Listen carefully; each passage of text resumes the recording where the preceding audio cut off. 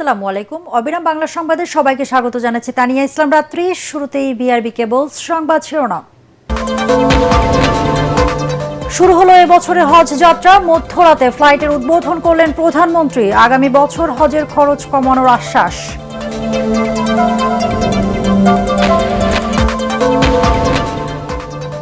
চট্টগ্রামে আশঙ্কাজনক হারে বাড়ছে হামের সংক্রমণ। নেই শনাক্তের ব্যবস্থা। নমুনা পরীক্ষায় নির্ভর করতে হচ্ছে ঢাকার ল্যাবের উপর।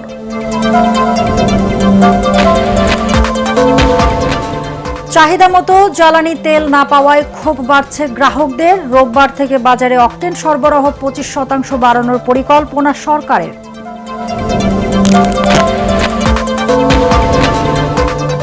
এবং সোমবার আমেরিকার সঙ্গে ইরানের দ্বিতীয় দফা শান্তি আলোচনা ইসলামাবাদে। হরমুজ প্রণালী খুলে দেওয়ার পর থেকে সমঝোতায় পৌঁছাতে সর্বোচ্চ চেষ্টা।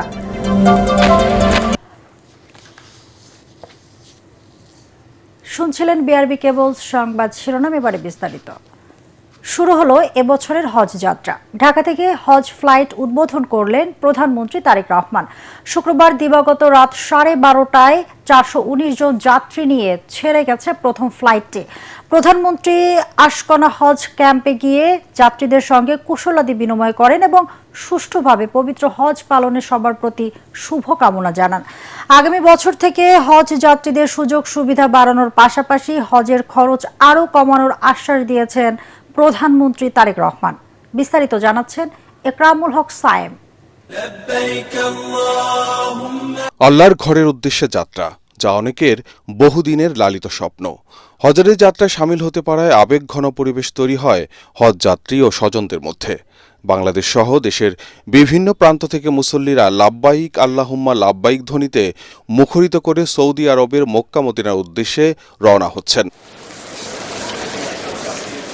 শুক্রবার রাত 11:30টার দিকে হজরত শাহজালাল আন্তর্জাতিক বিমানবন্দরে ঢাকা থেকে আনুষ্ঠানিকভাবে এই বছরের হজ ফ্লাইট কার্যক্রম উদ্বোধন করেন প্রধানমন্ত্রী তারেক রহমান। বিমানে উঠে হজযাত্রীদের সাথে কুশল বিনিময় করেন তিনি। এ সময় দেশের মানুষের জন্য সরকারের নেওয়া উদ্যোগগুলোর সফল বাস্তবায়নে হজযাত্রীদের দোয়া চান প্রধানমন্ত্রী। আপনাদের দোয়া নিতে আসলাম এবং আমরা দোয়া করি আপনারা সুস্থ শরীরে ইনশাআল্লাহ ফিরে আসেন। জি, আপনারা শুধু দেশের জন্য না, দেশের মানুষের জন্য দোয়া করবেন। পুরো বিশ্বই এখন অনেক একটা টার্মোইলের মধ্যে দিয়ে যাচ্ছে। তো আমরা যাতে বাংলাদেশের মানুষ সকলকে নিয়ে আমরা যাতে দেশের ভিতরে শান্তিতে থাকতে পারি, দয়া করে এই দোয়াটা করবেন। আগামী বছর থেকে সুযোগ সুবিধা বাড়ানোর পাশাপাশি হজের খরচ কমানোরও আশ্বাস দেন তারেক রহমান। এ সময় হজযাত্রীদের নিরাপদ যাত্রার পাশাপাশি দেশ ও জাতির কল্যাণ চেয়ে দোয়া মোনাজাত অনুষ্ঠিত হয়। সম্মানিত হজযাত্রীদের সাথে নিয়ে আপনার শাহী দরবারে হাত তুলেছি। আমাদের সহ বাংলাদেশ সহ সারা পৃথিবীর হাজীগণকে হজ্জে মকবুল এবং হজ্জে মাবরুর নসিব ফরমান। ইয়া মাওলা ইয়া কারীম, আজকে বাংলাদেশ থেকে প্রথম হজ ফ্লাইটে 420 জন হজযাত্রী পবিত্র ভূমি মক্কার উদ্দেশ্যে রওনা করবেন। গণপ্রজাতন্ত্রী বাংলাদেশ সরকারের মাননীয় প্রধানমন্ত্রী জনাব তারেক রহমান হজযাত্রীদের সাথে কুশল বিনিময় এবং তাদেরকে বিদায় জানাতে এখানে উপস্থিত হয়েছেন। ইয়া আল্লাহ, আপনি মাননীয় প্রধানমন্ত্রীকে উত্তম জাযা দান করুন। শুক্রবার রাত 12:30টায় 419 জন যাত্রী নিয়ে ছেড়ে যায় প্রথম ফ্লাইটটি। এর আগে রাত 11টার দিকে বিমানবন্দর এলাকায় পৌঁছে প্রথমেই রাজধানীর আশকোনা হজ ক্যাম্প পরিদর্শন করেন প্রধানমন্ত্রী। ইকরামুল হক সায়েম, এটিএন বাংলা, ঢাকা। চট্টগ্রামে আশঙ্কাজনক হারে বাড়ছে হামের সংক্রমণ। জ্বর, কাশি আর শরীরে লালচে ফুসকুড়ি উপসর্গ নিয়ে হাসপাতালে ভর্তি আছে 3 শতাধিক রোগী। বিভাগীয় শহর হওয়া সত্ত্বেও চট্টগ্রামে নেই হাম শনাক্তের কোনো ব্যবস্থা। ফলে নমুনা পরীক্ষার জন্য দীর্ঘ অপেক্ষা করতে হচ্ছে ঢাকার ল্যাবের উপর। আমলাতান্ত্রিক জটিলতায় ঝুলে আছে বিআইটিআইডিতে ল্যাব স্থাপনের প্রক্রিয়া। চট্টগ্রাম থেকে বিস্তারিত জানাচ্ছেন ইরফানুল হক। হাসপাতালের বেডে যন্ত্রণায় ছটফট করছে শিশুরা। আর বাইরে চোখে মুখে উৎকণ্ঠা নিয়ে অপেক্ষা করছেন অভিভাবকরা। চট্টগ্রামে বর্তমানে হামের উপসর্গ নিয়ে হাসপাতালে ভর্তির সংখ্যা ছাড়িয়েছে প্রায় 4 শতাধিক। এখন পর্যন্ত 38 জনের শরীরে ভাইরাসের উপস্থিতি নিশ্চিত করেছে চিকিৎসকরা। আর মারা গেছে এক শিশু। কিন্তু এই পরিসংখ্যানই শেষ কথা নয়, যার অন্যতম কারণ ল্যাব সংকটে শনাক্তের বাইরে থেকে যাচ্ছে আরও অনেক আক্রান্ত। বিশেষজ্ঞরা বলছেন, বিভাগীয় শহর হওয়া সত্ত্বেও চট্টগ্রামে এখনও নেই হামের পরীক্ষার কোনো ব্যবস্থা। তাই নমুনা সংগ্রহ করে পাঠাতে হচ্ছে ঢাকায়। টিকাদান কার্যক্রম সঠিকভাবে পরিচালিত হচ্ছে কিনা কিংবা কোনো এলাকায় প্রাদুর্ভাব বাড়ছে কিনা তা জানতে পরীক্ষা গুরুত্বপূর্ণ বলছেন এই চিকিৎসক। এপিডেমিক্স বা একটা মহামারী বা দুর্যোগ দেখা দিচ্ছে কিনা এটা জানার জন্য আর ভ্যাকসিনেশনের জন্য কিছু স্ট্র্যাটেজি প্ল্যান করার জন্য আসলে মেজেস ভাইরাসের ডিটেকশন দরকার। হামের বিস্তার রুখতে কেবল টিকাদানই যথেষ্ট নয়, প্রয়োজন দ্রুত রোগ নির্ণয়। অথচ চট্টগ্রামে নমুনা সংগ্রহ করে তা পাঠাতে হচ্ছে ঢাকায়। এতে নষ্ট হচ্ছে মূল্যবান সময়। সিভিল সার্জন এই অবস্থাকে দুঃখজনক বললেও আপাতত জোর দিচ্ছেন টিকাদান কর্মসূচির উপরই। স্যাম্পল আমরা পাঠিয়ে দিই, 2 থেকে 3 দিনের মধ্যে আমাদের কাছে রিপোর্ট চলে আসে। এখন যেহেতু এটা ন্যাশনাল একটা ইস্যু, আরও দ্রুত রিপোর্ট দেওয়ার জন্য আমাদেরকে চেষ্টা করছে। চট্টগ্রামের ফৌজদারহাটের বিআইটিআইডিতে অন্যতম ল্যাব থাকা সত্ত্বেও কেবল মন্ত্রণালয়ের সবুজ সংকেতের অভাবে চালু হচ্ছে না হামের পরীক্ষা। স্বাস্থ্য বিভাগ বলছে নথি পাঠানো হয়েছে মন্ত্রণালয়ে, এখন শুধু অপেক্ষা অনুমোদনের। আমাদের যেহেতু বিনামূল্যে পরীক্ষা করতে হবে এগুলো, সেক্ষেত্রে ঊর্ধ্বতন কর্তৃপক্ষের একটা অনুমোদন এটা আমাদের জন্য অবশ্যম্ভাবী। এবং এর পাশাপাশি পরীক্ষার জন্য যে কিটসগুলো লাগবে এগুলো এবং অন্যান্য রিয়েজেন্ট যেগুলো লাগবে সেগুলো আমাদের আইপিএইচ থেকে সরবরাহ করার প্রয়োজন হবে। বর্তমানে যে সমস্যাটি চলছে হাম বা মিজেলস আমরা বলে থাকি, সেটি নির্ণয় করার জন্য আমাদের সক্ষমতা রয়েছে। আশার বাণী আর নথিপত্রের এই দীর্ঘ পথ পরিক্রমায় আটকে আছে চট্টগ্রামের কয়েক লাখ শিশুর স্বাস্থ্য সুরক্ষা। বিশেষজ্ঞরা বলছেন, শুধুই কেবল টিকাদানের মাধ্যমে হামের এই বিস্তার ঠেকানো কোনোভাবেই সম্ভব নয়। এর জন্য প্রয়োজন সচেতনতা আর দ্রুত রোগ নির্ণয় করা। চট্টগ্রামের ফৌজদারহাটে ল্যাব চালু হওয়ার সকল অবকাঠামো থাকলেও মন্ত্রণালয়ের দূরত্বের কাছে আটকে আছে এই প্রক্রিয়া। এখন দেখার বিষয় এই জটলা কবে খুলবে, চট্টগ্রামের অভিভাবকরা কখন এই দুশ্চিন্তা থেকে রেহাই পাবে। ইরফানুল হক, এটিএন বাংলা, চট্টগ্রাম। দিন বা রাত রাজধানীর ফিলিং স্টেশনগুলোর সামনে দীর্ঘ হচ্ছে গ্রাহকদের লাইনে। চাহিদা মতো তেল না পাওয়ায় ক্ষোভ বাড়ছে গ্রাহকদের। পাম্প মালিকরা বলছেন, আতঙ্ক থেকে বেশি বেশি তেল সংগ্রহ করছেন গ্রাহকরা। এজন্য সচেতনতার আহ্বান জানান তারা। এদিকে রোববার থেকে বাজারে অকটেন সরবরাহ 25% বাড়ানোর পরিকল্পনা করার কথা জানিয়েছেন বাংলাদেশ পেট্রোলিয়াম কর্পোরেশন।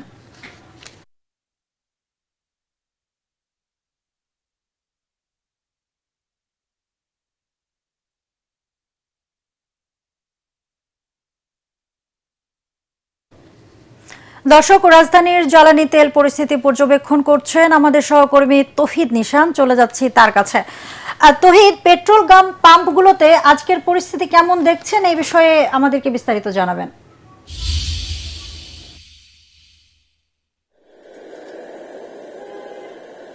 রাত্রি পেট্রোল পাম্পগুলো থেকে কেউ সারা রাত অপেক্ষা করে তেল নিচ্ছেন, কেউ সারা দিন অপেক্ষা করে তেল নিচ্ছেন, কেউ আবার সারা রাত অপেক্ষার পর যখন পেট্রোল পাম্প পর্যন্ত পৌঁছাতে পারছেন তখন তারা লক্ষ্য করছেন সেখানে তেল শেষ হয়ে গিয়েছে। এমনই একটি পেট্রোল পাম্পের সামনে আছে এই মুহূর্তে আমি, রাজধানীর আসাদ গেটের তালুকদার পেট্রোল পাম্পের সামনে, যেখানে সারা রাত তেল বিক্রি করা হয় এবং সকালের দিকে তেল এখানে বিক্রি শেষ হয়ে যায়। যে পরিমাণ তেল তারা পেয়েছিল সেই তেল শেষ হয়ে যায় এবং যারা এই তেলের পর্যন্ত পাম্প পর্যন্ত কাছাকাছি আসতে পেরেছিলেন তারা এখানে এসে দেখতে পান যে সকালের মধ্যে তেল শেষ হয়ে যায়। এবং যদি আমি দেখানোর চেষ্টা করি, এখানে যারা বাইক এই পর্যন্ত আনতে পেরেছিলেন তারা বাইকগুলো এখানে রেখে যে যার যার মতো চলে গিয়েছেন, গাড়িগুলো রেখে গিয়েছেন।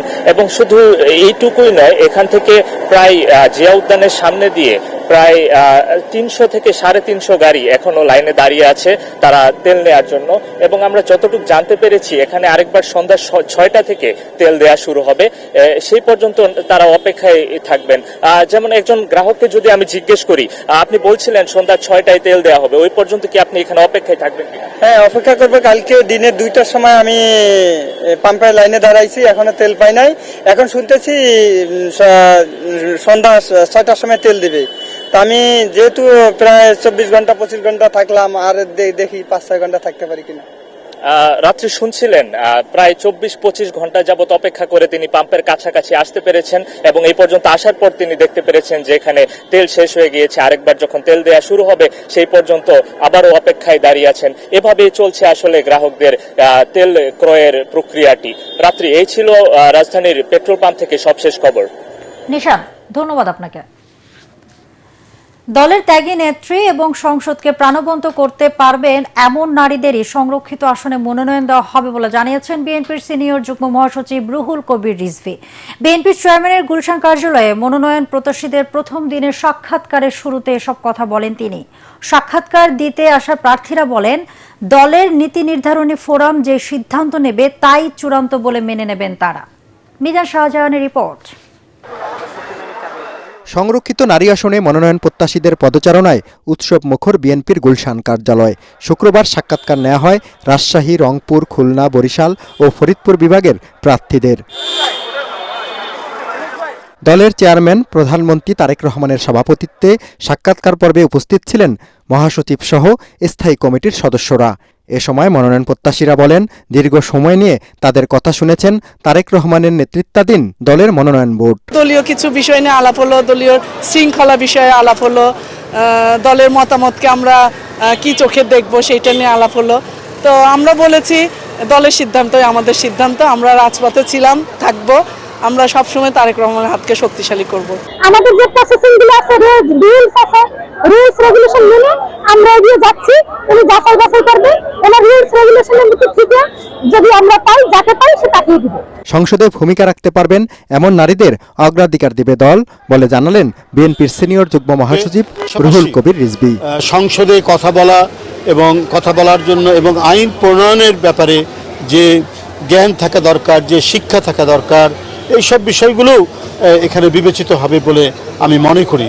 তো সব কিছু বিবেচনা করেই আমাদের যে মনোনয়ন বোর্ড তারা চূড়ান্ত করবেন সংসদ সদস্য কারা, মহিলা সংসদ সদস্য কারা হবেন সে বিষয়টি তারা চূড়ান্ত করবেন এবং যথাযথ মূল্যায়ন হবে বলে আমি বিশ্বাস করি। শনিবার বিকেলে সাক্ষাৎকার নেওয়া হবে ঢাকা, চট্টগ্রাম, কুমিল্লা, সিলেট ও ময়মনসিংহ বিভাগের প্রার্থীদের। সংরক্ষিত নারী আসনে 50টির মধ্যে বিএনপি পাবে 36টি। এর বিপরীতে 1300 নারী দলীয় মনোনয়ন ফরম কিনেছিলেন, জমা দিয়েছেন 9 শতাধিক প্রার্থী। সংরক্ষিত আসনে মনোনয়নপত্র জমা দেওয়ার শেষ সময় 21 এপ্রিল, আর ভোট হবে 12 মে। জনসাধারণের বাস্তব চাহিদা এবং মিজান শাহজাহান, এটিএন বাংলা, ঢাকা। এবারে ইরান আমেরিকা যুদ্ধ প্রসঙ্গ। আমেরিকার সঙ্গে ইরানের দ্বিতীয় দফা শান্তি আলোচনা আসছে সোমবার ইসলামাবাদে অনুষ্ঠিত হতে যাচ্ছে। তেহরানের কয়েকটি সূত্রের বরাতে এমন তথ্য দিয়েছে সিএনএন। এদিকে শুক্রবার ইরান হরমুজ প্রণালী খুলে দেওয়ার পর থেকে মধ্যস্থতাকারীরা দুই বৈরী দেশের মধ্যে একটি সমঝোতায় পৌঁছাতে সর্বোচ্চ চেষ্টা চালাচ্ছে। বিশেষ করে পাকিস্তানের সেনাপ্রধান ফিল্ড মার্শাল আসিম মুনির, ইরানের প্রেসিডেন্ট মাসুদ পেজেশকিয়ান থেকে শুরু করে আইআরজিসি নেতৃবৃন্দের সঙ্গে দফায় দফায় আলোচনা করেছেন। ওদিকে মার্কিন প্রেসিডেন্ট ডোনাল্ড ট্রাম্প জানিয়েছেন, তেহরানের সঙ্গে শান্তি চুক্তির খুব কাছাকাছি ওয়াশিংটন। তবে তেহরান বলছে, ইরানের বন্দরগুলোতে আমেরিকান অবরোধ অব্যাহত থাকলে হরমুজ প্রণালী উন্মুক্ত থাকবে না। বিস্তারিত জানাচ্ছেন আদিব মোহাম্মদ।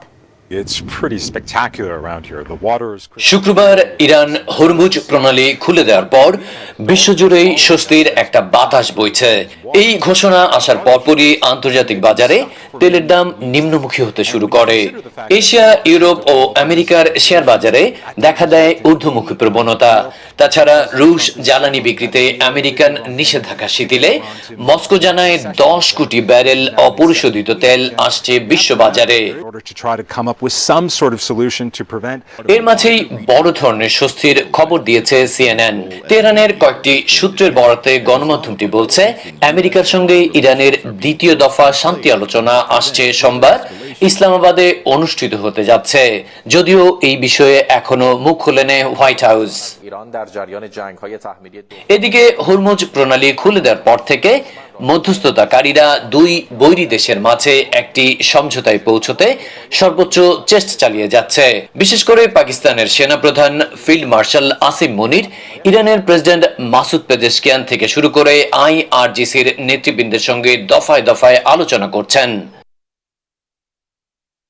ওদিকে আমেরিকান প্রেসিডেন্ট ডোনাল্ড ট্রাম্প সাংবাদিকদের জানিয়েছেন, তেহরানের সঙ্গে শান্তি চুক্তির খুব কাছাকাছি পৌঁছে গেছে ওয়াশিংটন। তবে ইরানের পার্লামেন্ট স্পিকার মোহাম্মদ বাগের গালিফাব বলছেন, মিথ্যা বলছেন ট্রাম্প। তাছাড়া তিনি হুঁশিয়ারি উচ্চারণ করেছেন, ইরানের বন্দরগুলোতে আমেরিকান অবরোধ অব্যাহত থাকলে হরমুজ প্রণালী আর উন্মুক্ত থাকবে না। এই পারস্পরিক বিপরীতমুখী বক্তব্যের জেরে শনিবার সকালে এশিয়ার শেয়ার বাজারে চাঙ্গা প্রবণতা কিছুটা হলেও কমেছে। তবে আশার খবর, পাকিস্তানের রাজধানী ইসলামাবাদে আবারও নজিরবিহীন নিরাপত্তা জোরদার করা হচ্ছে। আল জাজিরা বলছে, আমেরিকা ইরান প্রথম দফার বৈঠকের চেয়েও দ্বিতীয় দফায় আইন শৃঙ্খলা বাহিনীর উপস্থিতি অনেক বেশি লক্ষ্য করা যাচ্ছে ইসলামাবাদে। তার মানে দুই চির বৈরী প্রতিপক্ষের মাঝে আরেকটি আলোচনা যে খুব শীঘ্রই হতে যাচ্ছে তা বেশ পরিষ্কার। আদিব মোহাম্মদ, ATN বাংলা। কুষ্টিয়ার মিরপুরে শিশুদের খেলাধুলাকে কেন্দ্র করে দুই পক্ষের মধ্যে সংঘর্ষের ঘটনা ঘটেছে। এতে এক অভিভাবক গুরুতর আহত হয়েছেন। এই ঘটনায় পুলিশ অভিযান চালিয়ে 21 জনকে আটক করেছে। শুক্রবার রাতে উপজেলার আমলা ইউনিয়নের বুড়ামারা গ্রামে অভিযান চালিয়ে তাদের আটক করা হয়। পুলিশ ও স্থানীয় সূত্রে জানা গেছে, মিরপুর উপজেলার বুড়ামারা গ্রামে বৃহস্পতিবার দুই শিশুর মধ্যে খেলাধুলা নিয়ে মারামারি হয়। এই ঘটনায় এক শিশুর অভিভাবক অপর পক্ষের কাছের বিষয়টি জানতে গেলে বাকবিতণ্ডা শুরু হয়। এক পর্যায়ে প্রতিপক্ষরা ওই অভিভাবকের উপর হামলা চালায় এবং তাকে গুরুতর জখম করে। আহত ব্যক্তিকে আশঙ্কাজনক অবস্থায় উদ্ধার করে হাসপাতালে পাঠানো হয়েছে।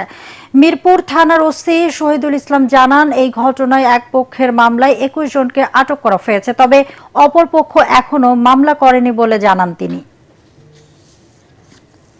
এবার আন্তর্জাতিক সংবাদ।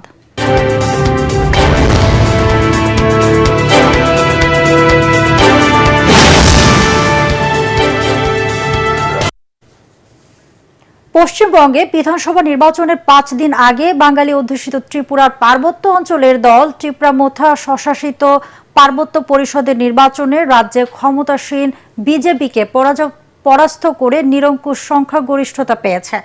12 এপ্রিল এডিসি অঞ্চলে এই নির্বাচন অনুষ্ঠিত হয়, যার ফল শুক্রবার ঘোষণা করা হয়। রাজ্য নির্বাচন কমিশন জানিয়েছে, সন্ধ্যা পর্যন্ত এডিসির 28 আসনের মধ্যে অন্তত 20 আসন পেয়েছে প্রদত্ত দেববর্মার নেতৃত্বাধীন ত্রিপুরা-মোথা পার্টি। সন্ধ্যা পর্যন্ত ঘোষিত 23টি আসনের মধ্যে ত্রিপুরা-মোথা 20টি এবং বিজেপি 3টি আসন পেয়েছে। বাকি 5টি আসনে ভোট গণনা চলছে। অন্যদিকে সিপিআই ও কংগ্রেস টানা দ্বিতীয়বারের মতো উপজাতি পরিষদে একটি আসনও পায়নি। এবারে খেলার খবর।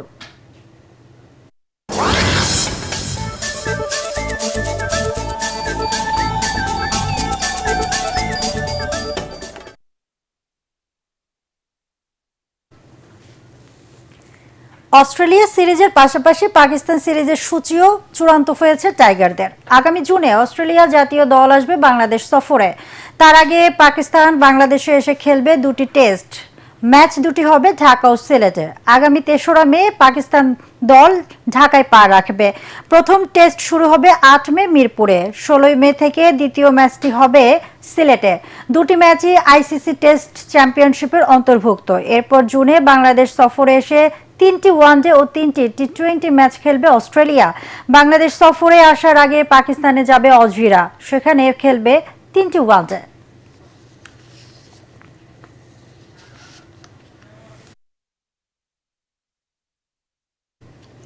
শেষ করার আগে বিআরবি কেবল সংবাদ শিরোনাম আরেকবার। শুরু হলো এই বছরের হজ যাত্রা।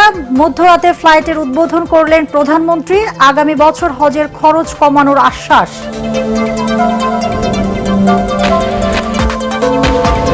চট্টগ্রামে আশঙ্কাজনক হারে বাড়ছে হামের সংক্রমণ। নেই শনাক্তের ব্যবস্থা। নমুনা পরীক্ষায় নির্ভর করতে হচ্ছে ঢাকার ল্যাবের উপর।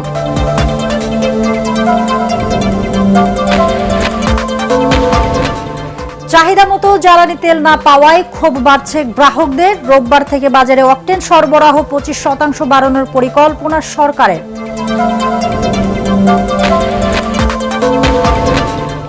এবং সোমবার আমেরিকার সঙ্গে ইরানের দ্বিতীয় দফা শান্তি আলোচনা ইসলামাবাদে। হরমুজ প্রণালী খুলে দেওয়ার পর থেকে সমঝোতায় পৌঁছাতে সর্বোচ্চ চেষ্টা। দর্শক, পরবর্তী সংবাদ দেখার আমন্ত্রণ জানিয়ে এখনকার মতো শেষ করছি। এটিএন বাংলা সংবাদ ইউটিউবে দেখতে ব্রাউজ করুন youtube/ATN বাংলা নিউজ। ধন্যবাদ সবাইকে।